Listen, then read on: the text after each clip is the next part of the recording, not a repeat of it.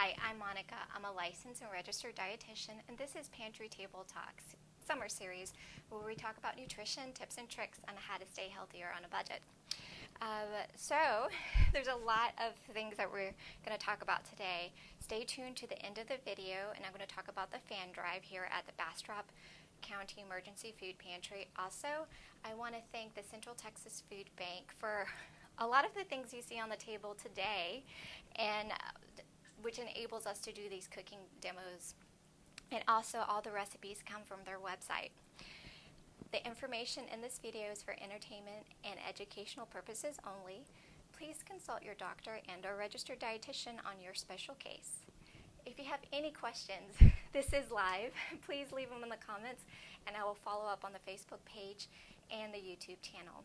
So, what we're going to be talking about today, which kind of aligns with the fan drive, is hydration, how important it is.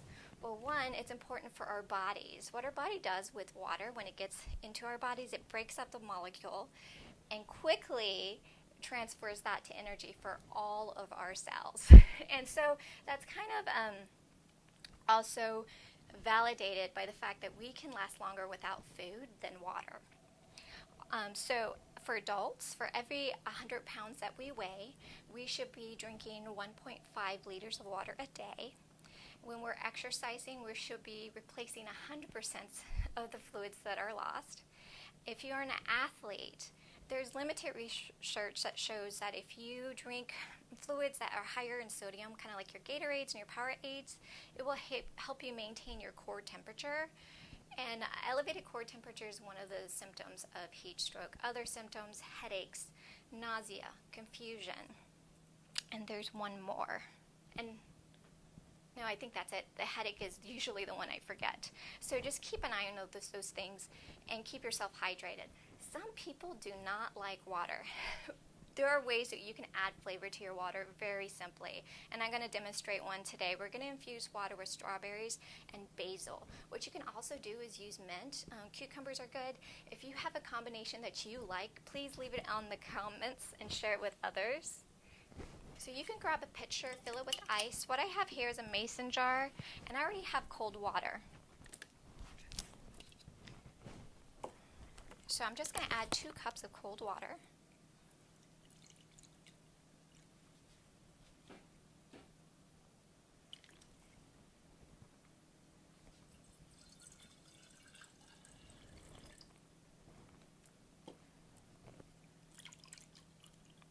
And these recipes are very forgiving. You can eyeball it, and you can modify it if you want more of a strawberry flavor or basil flavor. This is just a starting point. So there's the 2 cups of cold water. And today the recipes are pretty easy, so I'm just going to go ahead and demonstrate some cooking skills again. I have my cutting board here. Underneath the cutting board is a wet paper towel to keep it sturdy. This is plastic, so you can see I'm putting a little force on it. And I'm trying to put on a glove because I am going to put this strawberry in the water, and it's going directly into somebody's body. So I just want to make sure there's no cooking to cook off any germs, so I just want to food safety here. So I cut off the tops here for a flat surface. Again, the way you hold your knife, kind of pinch it with these 2 fingers and wrap the other fingers around it. So you can, it feels a little unnatural at first, but it just takes a little bit getting used to. And for me, going across the body is not so natural, it's more of an angle. So what I'm going to do is actually move this an angle too. So I want another flat surface here. And knives are in a curved shape, so you want a rocking motion. And I'm going to go from the head and to demonstrate the rocking motion here. And the idea is to keep the knife in contact with the cutting board, so it's less likely that you will cause an accident. The recipe says a quarter of a cup of strawberries. That really isn't that much, so I'm just going to cut 1 more. Also, you want to curl your fingers too, and align the knife, I don't know if you can see that, with your knuckles. That takes some getting used to also, especially with the smaller items like this.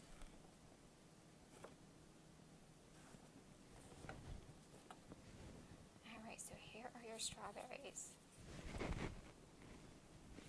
I'm going to put that in the mason jar.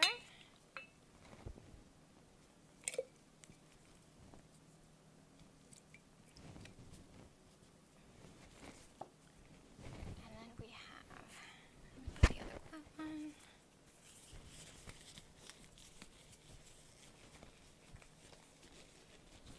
And the basil, I like to cut off the stems.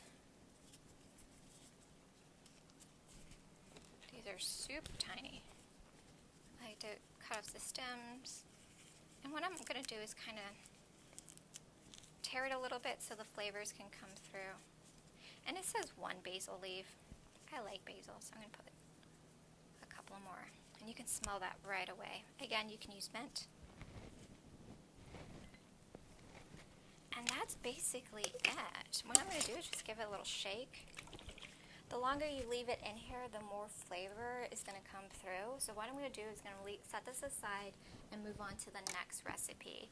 The next recipe is we're going to make a beet and berry smoothie. I have 1 beet here. I washed it, I peeled it, and it says to cut it into 6. They're kind of big chunks. And what I have for a blender is one of those smoothie blenders. And it doesn't do a really good job at chopping, so the smaller pieces I think will be better. Gonna add that. You could just add everything. And I also have a spoon because sometimes it needs a little help with a stir here and there. It calls for 1 frozen banana. So what I did is before I put it in the freezer, I had cut into pieces. It took me about 3 or 4 times to figure this out. First, I put a whole banana in there. Trying to peel a frozen banana is not fun. Then I put the peeled banana in there, which was fine, but then I still had to cut it. But then I thought, it's so easy just to pull it apart with your fingers. You don't even need a knife before you put it in there. So that's just a tip that took me a while to figure out.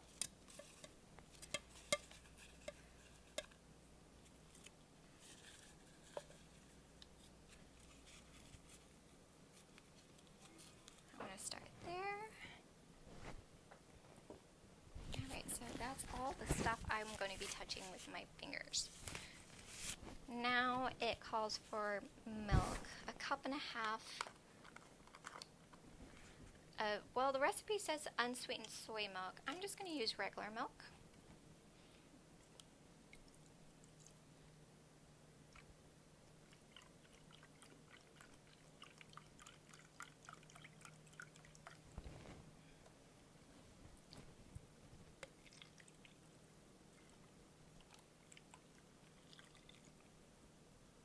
The beet's going to give it a great flavor. There's a lot of nutrients in beets as well. So just making sure it's 1/2 cup.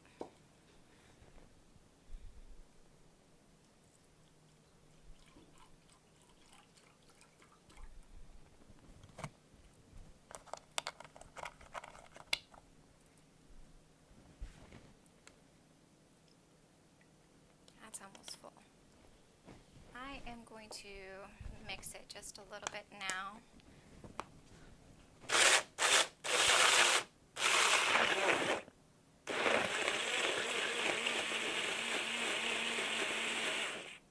And since that's pretty much full, I'm going to dump half of it and make 2 different batches.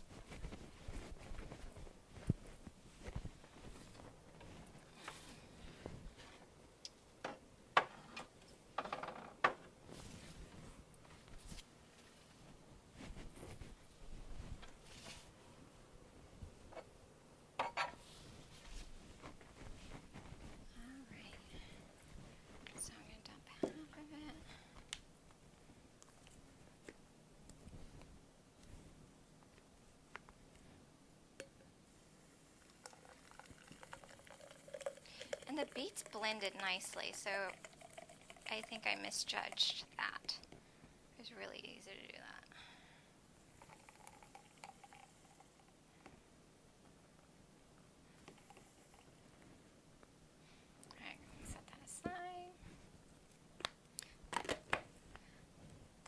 last addition is the mixed berries.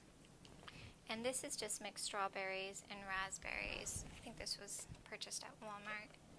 And since I halved the batch, I'm only going to add half a cup.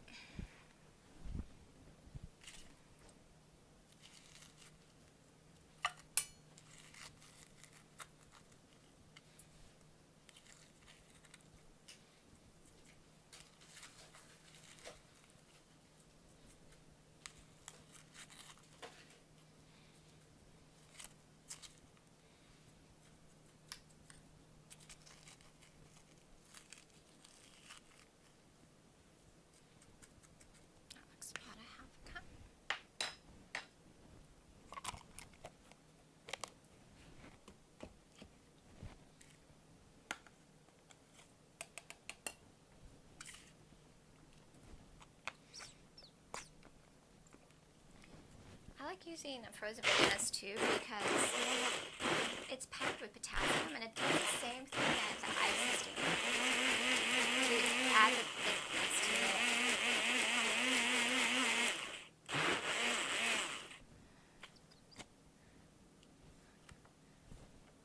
I would add, well, these aren't frozen because it would have been hard to take them out of the container. So it's not as thick as you would imagine a smoothie to be, but I think because the frozen berries were thawed just a little bit. I'm going to go ahead and try this.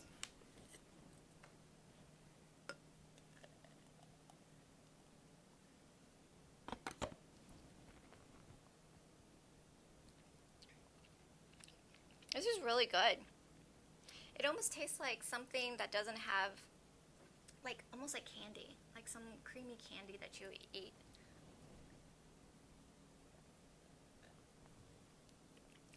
Like, you can tell the beet a little bit, but it's just so subtle. It's like the good parts of the beet and not like, I don't know, that earthy flavor you kind of get with beets. And the color is so fun. All right. So I am going to try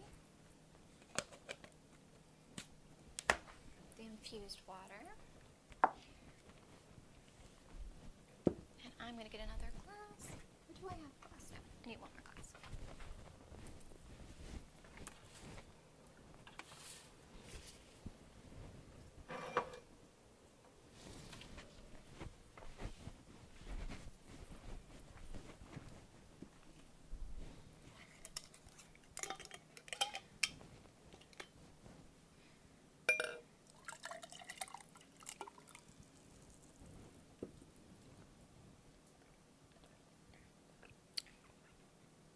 I would leave it in there a little longer.